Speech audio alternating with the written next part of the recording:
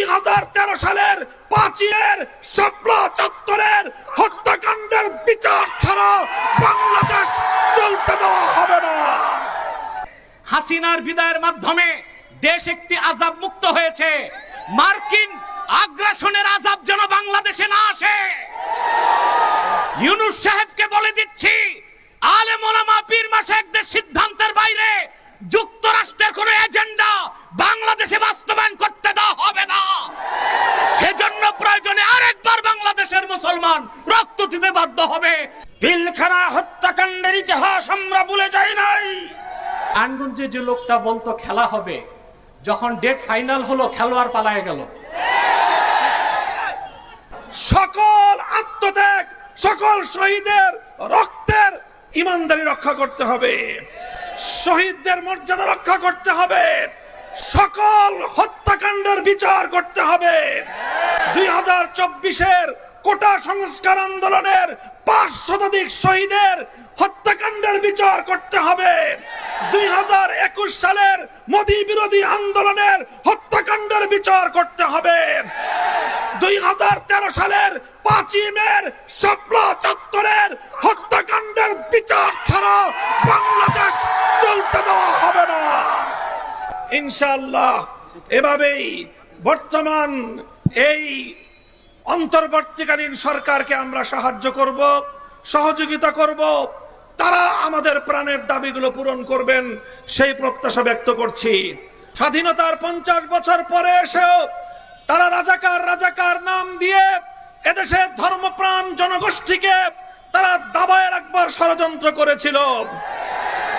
যখন গোটা দেশের সমস্ত মেধাবী ছাত্র জনতাকে রাজাকার বলে গালি দিয়েছিল, তখনই আন্দোলন বারুদের মতো জ্বলে উঠেছে। বাংলাদেশে স্লোগান উঠেছিল, আমি কে তুমি কে। কে বলেছে? আমি বলতে চাই, মনে রাখতে হবে এই ঐক্যই এই আন্দোলনের মজবুত ভিত। আগামী দিনে এই ঐক্যকে ফাটল ধরাবার জন্য পরাজিত শক্তি আবার চেষ্টা করছে। হে স্কুল কলেজ ভার্সিটির ছাত্ররা, তোমাদেরকে আমাদের মাদ্রাসার অঙ্গনে আমি স্বাগত জানাই। তোমরা মসজিদে আসবে, মাদ্রাসায় আসবে, হাটহাজারীতে আসবে, নারায়ণগঞ্জের মাদ্রাসাগুলোতে, ঢাকার শহরের মাদ্রাসাগুলোতে তোমরা আসবে। আমার মাদ্রাসার সন্তানেরা টিএসসি চত্বরে যাবে।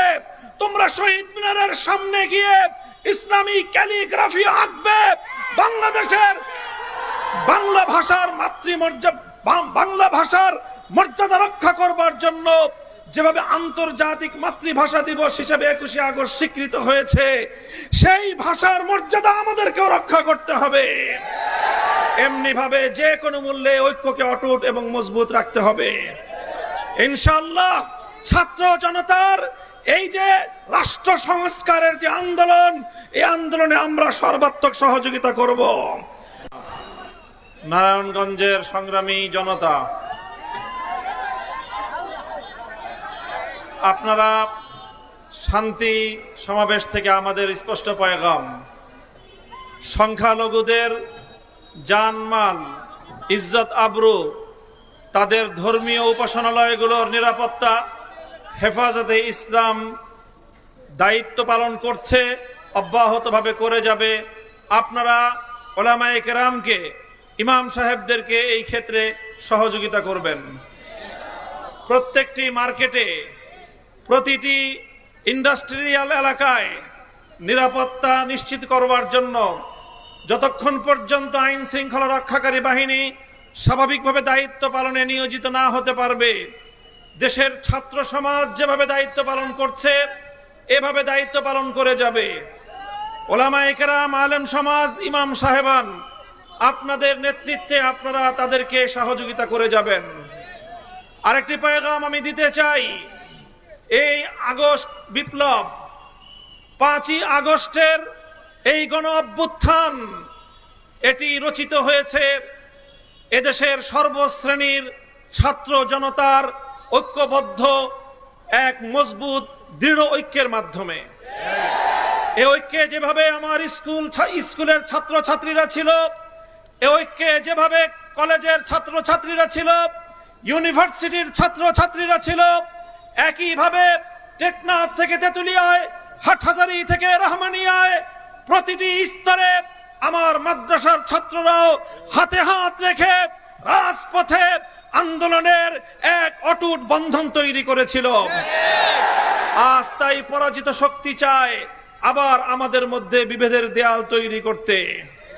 বিগত পতিত স্বৈরশাহী আওয়ামী সরকার তারা 16 বছরের চেষ্টার মধ্য দিয়ে চেয়েছিল জাতির মধ্যে বিভেদ তৈরি করতে।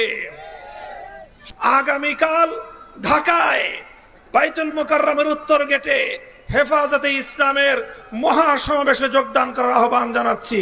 যাবেন তো ইনশাআল্লাহ? 1971 সনে মুক্তিযুদ্ধ করে দেশ স্বাধীন হয়েছিল।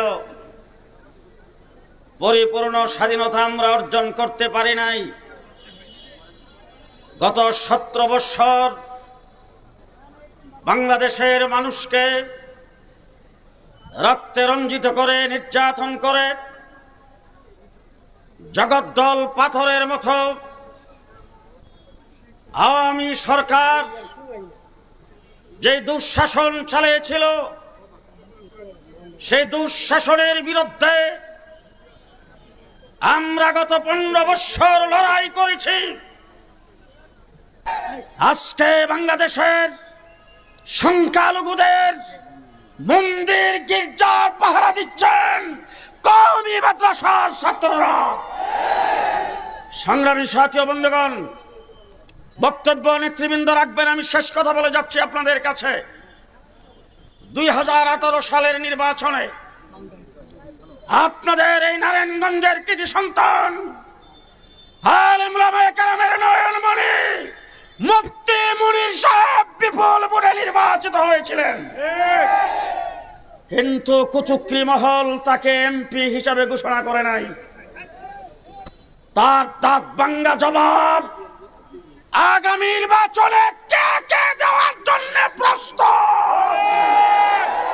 সংগ্রামী সাথী ও বন্ধুগণ, সংগ্রামী সাথী ও বন্ধুগণ, আগামীকাল বাইতুল মুকাররম উত্তর গেটে বিকাল 3টায়, কয়টায়, কবে কবে আগামীকাল আমাদের নায়েব আমির হযরত মাওলানা আব্দুল আওয়াল সাহেব, মাওলানা ফেরদাউসুর রহমান সহ নারায়ণগঞ্জের হেফাজত নেতৃবৃন্দ আগামীকাল এখান থেকে যাওয়ার জন্য যেভাবে প্রস্তুতি গ্রহণ করবেন, আপনারা কি যাওয়ার জন্য প্রস্তুত?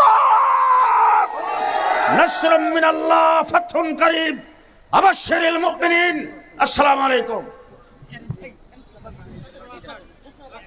সংগ্রামী জনতা,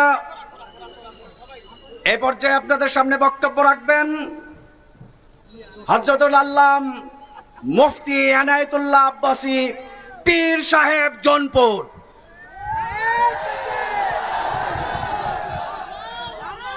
আলহামদুলিল্লাহি রাব্বিল আলামিন والصلاة والسلام على محمد صلى الله عليه وسلم نبي الأنبياء والمرسلين الذي أكمل الله به قصر النبوة أي ختم الله به النبوة وحكم لا نبي بعده। সম্মানিত সভাপতি, ছাত্র জনতা, তৌহিদি জনতা, আপনাদের সকলকে ধন্যবাদ। সময় খুব সংকীর্ণ, কিছুক্ষণ পর মাগরিবের আজান হয়ে যাবে। নারায়ণগঞ্জে যে লোকটা বলতো খেলা হবে, যখন ডেট ফাইনাল হলো খেলোয়াড় পালায়ে গেল। আমি আরেকটি কথা বলবো, শুধুমাত্র ছাত্র জনতার আন্দোলনে এই অভ্যুত্থান হয় নাই। সুদীর্ঘ 15 বছর হেফাজতের নেতৃবৃন্দ কারাবরণ করেছে। শাপলা চত্বরে আমার দেশের কওমি মাদ্রাসার তরুণ সন্তানরা জীবন উৎসর্গ করেছে। ভারতীয় আধিপত্যবাদের বিরুদ্ধে, মোদী বিরোধী, ভাস্কর্য বিরোধী আন্দোলনে বাংলাদেশের ইমানদাররা, ইসলামপন্থীরা জীবন দিয়েছে। সেই ক্ষোভ বিস্ফোরণের আকারে বহিঃপ্রকাশ ঘটেছে ছাত্র আন্দোলনের মাধ্যমে। অতএব আমি হেফাজত নেতৃবৃন্দ সহ সারা দেশের আলেমদেরকে বলবো, ভারতীয় আধিপত্যবাদ থেকে বাংলাদেশ মুক্ত হয়েছে। হাসিনার বিদায়ের মাধ্যমে দেশ একটি আযাব মুক্ত হয়েছে। মার্কিন আগ্রাসনের আযাব যেন বাংলাদেশে না আসে। ইউনূস সাহেবকে বলে দিচ্ছি, আলেম ওলামা পীর মাশায়েখদের সিদ্ধান্তের বাইরে যুক্তরাষ্ট্রের কোনো এজেন্ডা বাংলাদেশে বাস্তবায়ন করতে দেওয়া হবে না। সেজন্য প্রয়োজনে আরেকবার বাংলাদেশের মুসলমান রক্ত দিতে বাধ্য হবে। ওয়া আখির দাওয়ানা আনিল হামদুলিল্লাহি রাব্বিল আলামিন ওয়াসসালামু আলাইকুম ওয়া রাহমাতুল্লাহ। এ পর্যায়ে বক্তব্য রাখবেন আজকের এই শান্তি সমাবেশের প্রধান অতিথি এদেশের লক্ষ কোটি তৌহিদি জনতা। 71-এর মুক্তিযুদ্ধের কথা বলছি, 2024-এর নয়। 71-এর মুক্তিযুদ্ধে এই দলটা নেতৃত্ব দিয়েছিল, এই জন্য অনেক মুরব্বীরা এই দল করতেন, নারায়ণগঞ্জের অনেক ব্যবসায়ীরা এই দল করতেন। অনেক মানুষ আছে যারা জোর জুলুম করে নাই, এমন অনেক মানুষ আছে তাদের নিরাপত্তার দায়িত্ব এদেশের আমাদের আলেম ওলামাদের। আমরা তাদের নিরাপত্তা নিশ্চিত করব। হেফাজত ইসলাম নিশ্চিত করছে, ইসলামী আন্দোলন বাংলাদেশ নিশ্চিত করছে। এক কথায় এদেশের ডানপন্থী যত মানুষ আছে তারা ওই আওয়ামী লীগের ভালো মানুষগুলার নিরাপত্তা নিশ্চিত করবে। কিন্তু যারা টেন্ডারবাজি করেছে, চাঁদাবাজি করেছে, সন্ত্রাসী করেছে, ওই কুলাঙ্গাদের ছাড় নাই, ছাড় নাই, ছাড় নাই। এমপি চাই। সংগ্রামী সাথী বন্ধুগণ, আমাদের মাঝে এসে উপস্থিত হয়েছেন খতিবে বাঙ্গাল আল্লামা জুনায়েদ আল হাবিব। নারায়ে তাকবীর। এই পর্যায়ে বক্তব্য রাখবেন, এই পর্যায়ে বক্তব্য রাখবেন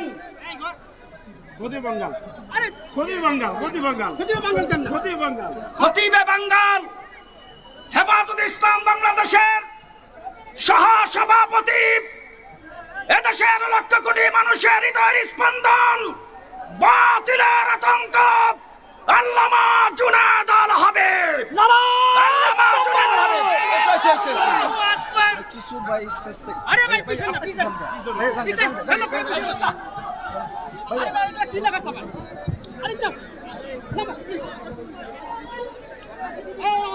আচ্ছা দেন দেন। আমি আছি পিছনে। এই পর্যায়ে সভাপতির বক্তব্য এবং দোয়া পরিচালনা করবেন।